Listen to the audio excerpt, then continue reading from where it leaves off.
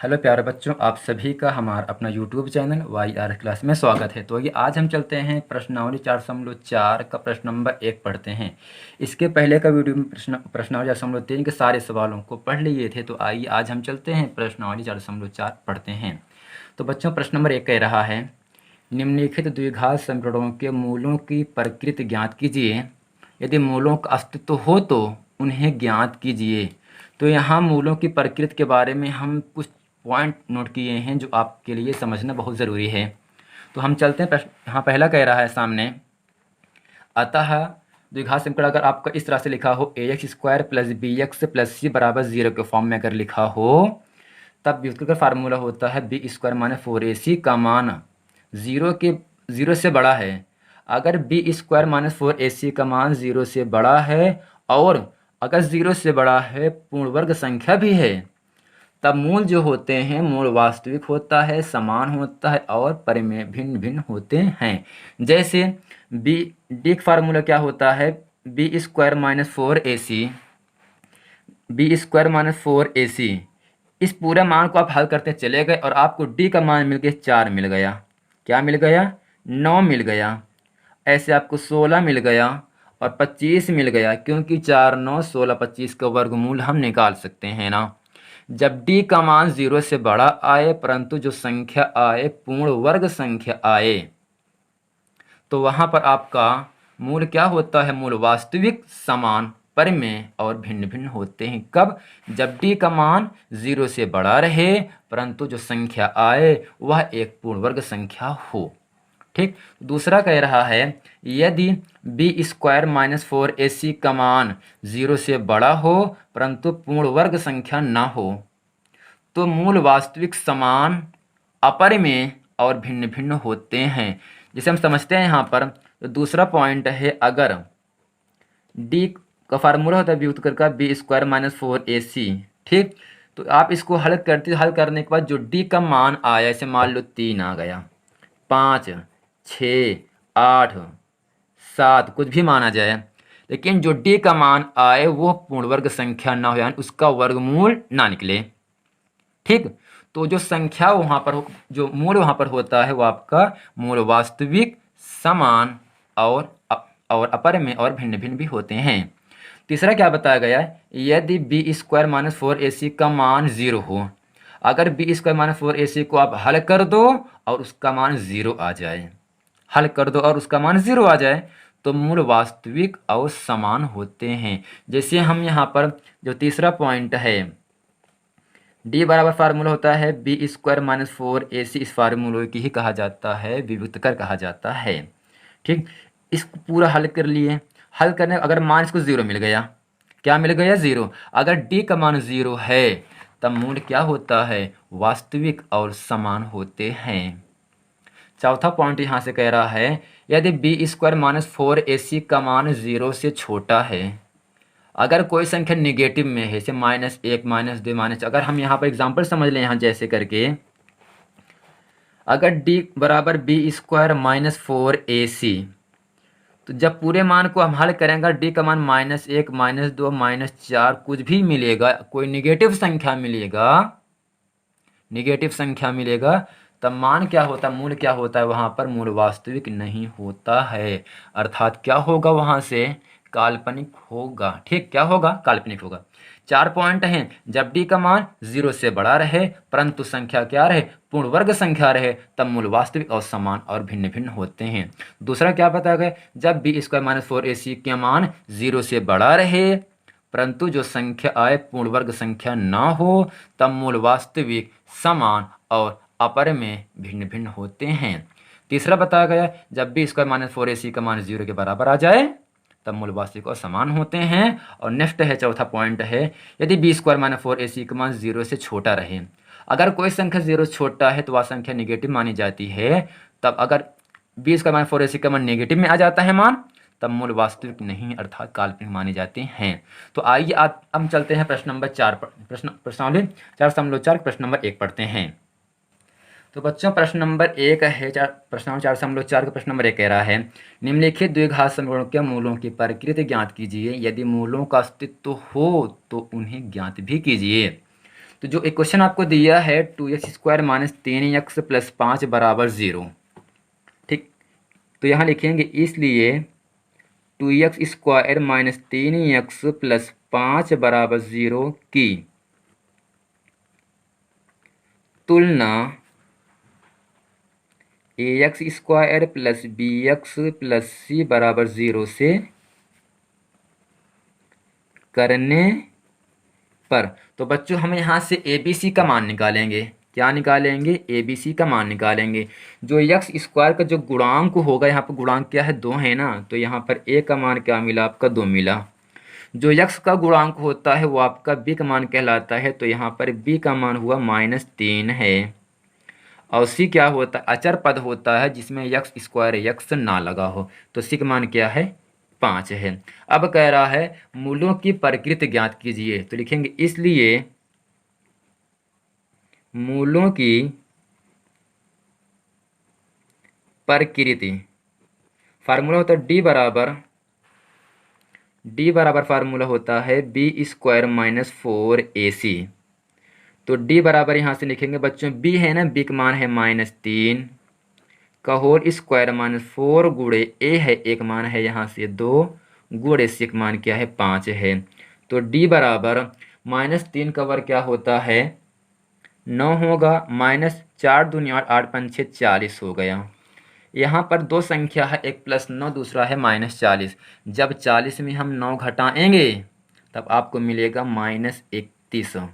अभी मैंने आपको क्या बताया? अगर d का मान निगेटिव आता है तो मूल वास्तविक नहीं है, अर्थात मूलों का अस्तित्व तो नहीं है। तो यहाँ लिखेंगे चूंकि 31 0 से क्या है? -31 है, ठीक। क्या है? -31 0 से क्या है? बहुत छोटा है।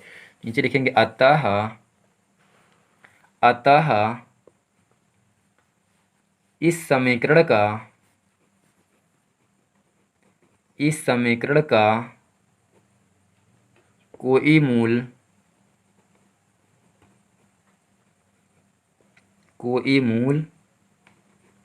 नहीं है। यही आपका आंसर हो गया। कुछ नहीं करना है, जो समीकरण आपको दिया जाएगा उसको हमें पहले तुलना करना है ax² plus b plus c बराबर 0 से। ABC का मान निकालेंगे, फिर लिखेंगे मूलों की प्रकृति। तो फार्मूला होगा d बराबर b² माइनस 4ac। b का मान, a का मान, c का मान रखे। अगर d का मान नेगेटिव आ जाएगा, d का मान ऋण में आ जाता है, तब वहाँ पर मूल वास्तविक नहीं है। जब मूल वास्तविक नहीं है तब मूलों का अस्तित्व भी नहीं है, अर्थात मान को भी नहीं निकाला जा सकता है। तो ठीक, प्रश्न नंबर दूसरा है यहाँ से 3x² माइनस 4√3x प्लस 4 बराबर 0। मूलों की प्रकृति ज्ञात करना है और हमें मूलों का अस्तित्व अगर हो तो उन्हें मान भी ज्ञात करना है। तो लिखेंगे इसलिए 3x² माइनस 4√3x प्लस 4 बराबर 0 की तुलना ax² plus bx plus c बराबर 0 से करने पर। तो यहाँ से हम पाएंगे क्या? तो a बराबर आपको 3 मिला, b बराबर आपको मिला -4√3, जबकि c का मान मिला यहाँ से +4। आपसे कह क्या आ रहा है? मूलों की प्रकृति। हेडिंग यहाँ पर लिख देंगे मूलों की प्रकृति, ठीक। तो d बराबर फार्मूला होता है b² माइनस 4ac, ठीक। तो d बराबर यहाँ से b का मान, a का मान और c का मान हम रखेंगे, ठीक। तो b का मान क्या है? -4√3 का होल स्क्वायर माइनस 4 गुणे a का मान है 3, जबकि c का मान है 4। तो d बराबर, अब यहाँ बच्चों देखते हैं -4√3 के ऊपर क्या है? घात 2 है ना। क्या 4 पर रूट का निशान लगा है? नहीं लगा है ना, तो यहाँ 4 का वर्ग होगा।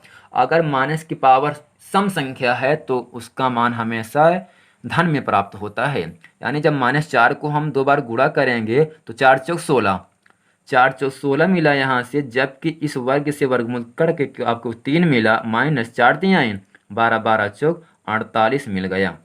तो यहाँ d बराबर हुआ 16 3 48 -48। अब यहाँ प्लस 48 मान 48 सेम संख्या है तो ये आपस में कट जाएंगे, तो आपको डी का मान मिले 0। अगर डी का मान 0 है तो मूल वास्तविक और समान है। तो नीचे लिखेंगे अतः मूल वास्तविक और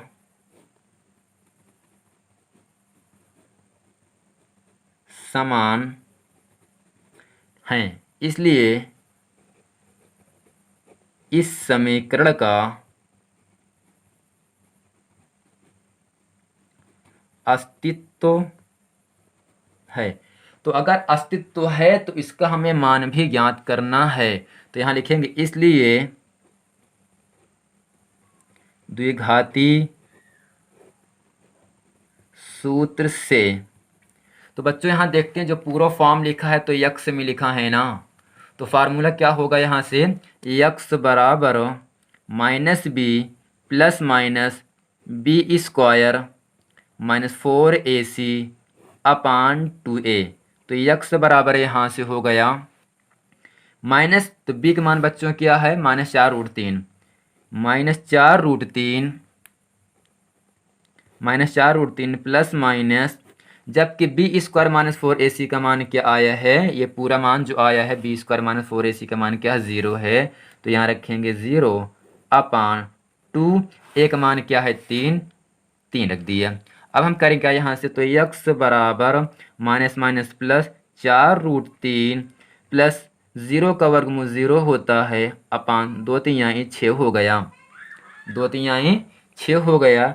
तो यक्स बराबर यहाँ से मिला आपको तो 4√3 अपान 6। किसी भी संख्या में 0 को जोड़ने पर या 0 को घटाने पर संख्या में कोई परिवर्तन नहीं होता है। तो यहाँ पर यक्स बराबर आपको मिला 4√3/6, 2 निशान है इसी को हम 2 बार लिखेंगे। तो यक्स बराबर 4√3/6, 2 पहाड़े में 4 आता है, 2 पहाड़े में 6 भी आता है, 2 दूनी 4, 2×3 6, 2 दूनी 4, 2×3 6। तो आपका यक्स का मान यहाँ से मिला 2√3/3।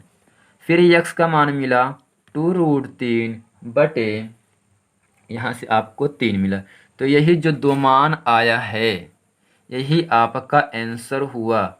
तो कह रहा था यहाँ से समीकरण था, इस पूरा समीकरण आपको दिया था, तुलना की ABC का मान निकाला। जब ABC का मान निकाला तो हमें मूलों की प्रकृति ज्ञात करना है। तो प्रकृति यहाँ से जो D का मान वो आपको 0 मिल गया। बताया था जब D का मान 0 आ जाता है तब मूल वास्तविक और समान होते हैं, तब हम उस समीकरण का अस्तित्व रहता है। अगर अस्तित्व है तो उस द्विघाती फार्मूले से हम उसका मान भी ज्ञात कर लेते हैं। तो ये जो x का मान आया है 2√3/3 और x बराबर 2√3/3, यही आपका 2 आंसर होगा। चूँकि इसमें जो चर है इसकी घात क्या 2 है ना, अगर चर की अधिकतम घात 2 है तो 2 मूल मिलेंगे, 2 मान मिलेंगे। अगर चर की अधिकतम घात 3 है तो आपको 3 मान मिलते हैं। तो आप चलते हैं प्रश्न नंबर 3 पढ़ते हैं। तो बच्चों प्रश्नावली जैसे हम लोग 4 का प्रश्न नंबर 1 का तीसरा पार्ट यहाँ से कह रहा है आपको 2x² - 6 + 3 = 0 के मूलों की प्रकृति ज्ञात कीजिए। अगर मूलों का अस्तित्व है तो उसका मान भी हमें ज्ञात करना है। तो नीचे लिखेंगे इसलिए 2x² - 6x + 3 = 0 की तुलना ax² + bx + c = 0। जो फार्मूला है ना, ये 2 घात का मानक रूप का फार्मूला है, की तुलना से करने पर। तो बच्चों a बराबर मिला यहाँ से 2 मिला, b बराबर -6, आपको c का मान मिला यहाँ से 3 मिल गया। ठीक, जो x स्क्वायर का गुणांक होगा a का मान, जो x का गुणांक b का मान, जो c जो 3 है, इस 3 में x स्क्वायर x नहीं लगा है वो आपका चरपद कहलाता है। ठीक, अब लिखेंगे इसलिए मूलों की प्रकृति। तो यहाँ कैसे लिखेंगे, तो d बराबर फार्मूला होता है विभक्त कर का b² - 4ac। तो d बराबर, तो बच्चों b का मान -6 है, -6 का वर्ग -4 गुणे 1 मान 2 जबकि c का मान 3। तो d बराबर यहाँ से -6 का वर्ग 36 होता है, -4 दूनी 8, 8 त्रिक 24। जब हम 36 में 24 घटाते हैं तब आपको 12 मिल जाएगा। तो आप यहाँ बताइए जो d का मान आया है 0 से बड़ा है और इसका वर्गमूल तो निकलेगा नहीं, तो मान क्या होगा? ये आपका मूल वास्तविक है, समान है, अपरिमेय है और परिमेय है और भिन्न भिन्न है। तो जो डी का मान आया ही आपका नेगेटिव तो नहीं आया ना, ऋण में नहीं आया ना, धन में है, तो हम लिखेंगे इसलिए इस समीकरण का अस्तित्व है। तो बच्चों अगर अस्तित्व है तो उस समीकरण का मान भी ज्ञात करना है। जो पूरा फॉर्म लिखा है यक्स में लिखा है ना, तो यहाँ से लिखेंगे यक्स बराबर, इसलिए द्विघाती फार्मूला कहो या श्रीधराचार्य कहो या मूल सूत्र कहो, द्विघाती सूत्र से तो यक्स बराबर -b प्लस माइनस इन root B square -4ac upon 2a। तो यक्स बराबर यहाँ से मिला -b, यक्स बराबर -b का मान है -6, b का मान है -6 plus minus B square -4ac का मान दिया है 12 बटे 2 गुणे एक मान है यहाँ से क्या है 2 है, एक मान क्या है 2 है, 2 गुणे 2 मिल गए। तो यक्स बराबर यहाँ से मिला minus minus plus 6 plus minus, बच्चों 12 का वर्गमूल क्या होगा? यहाँ से जब 12 गुणनखंड करते हैं हम तो यहाँ से 12, 2 छंग 12, 2 तिहाई 6, 3 का नम 3। जो संख्या 2 बार आ जाता है यानी 2 का बन गया जोड़ा ना, जिस संख्या का जोड़ा बन जाता है वो संख्या वर्गमूल चिन्ह से बाहर आ जाता है। 3 का जोड़ा नहीं बना तो 3 अंदर ही रहेगा। 2 दूनी 4। तो यक्स बराबर, अब यहाँ से 2 निशान है ना, अच्छा तो इसमें कॉमन ले लो अंश में, जब 2 कॉमन लेंगे यहाँ से बचा क्या 3 प्लस माइनस रूट 3 बटे 4, 2 दूनी 4। तो यहाँ से यक्स बराबर 3 प्लस माइनस रूट 3 बटे 2 मिल गया आपको। ठीक, क्या मिल गया? 2 मिल गया। अब यहाँ लिखेंगे, अब इस 3 प्लस माइनस रूट 3 में 2 निशान है ना, एक धन चिन्ह लिखा है दूसरे ऋण चिन्ह, तो लिखेंगे हम धन चिन्ह लेने पर, फिर लिखेंगे ऋण चिन्ह लेने पर। तो यहाँ से यक्स बराबर हो जाएगा धन चिन्ह ले रहे हैं तो क्या लिखेंगे यहाँ से प्लस रूट 3 बटे 2। ये आपका आंसर हो गया, इस समीकरण का मूल हुआ। अगला है यक्स बराबर 3, ऋण चिन्ह ले रहे हैं तो माइनस लगा देंगे बीच में, रूट 3 बटे 2। ये भी क्या होगा? आपका आंसर हो गया। तो बच्चों उम्मीद करते हैं प्रश्न नंबर 1 का 3 पार्ट था, ये आप अच्छे से समझ गए होंगे। अगर समझ गए हैं तो वीडियो को लाइक करें, कमेंट करें, सब्सक्राइब करें ताकि आने वाला वीडियो आप तक आसानी से पहुंचता रहे।